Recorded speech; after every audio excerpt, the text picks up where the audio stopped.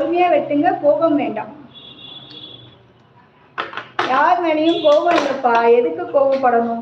அதெல்லாம் ஒன்றும் இல்லை, எந்த கோபமும் இல்லை. நீங்கள்லாம் நம்மளோட ஃபேமிலி, எதுக்கு நம்ம கோபம் படுற அளவுக்குலாம் நீங்கள் எதுவுமே செய்யலையே. நல்லா ஜாலியாக கமெண்ட் பண்ணுறீங்க, கவிதை சொல்கிறீங்க, உங்களால் சந்தோஷம்தான்.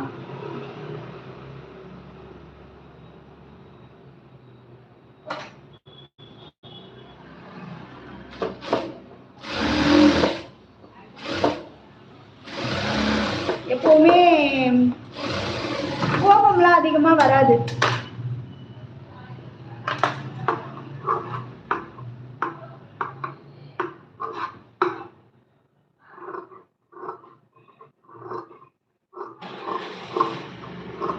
ஏன்னா கோபப்பட்டு நம்ம எதையுமே சாதிக்க போகிறது கிடையாது.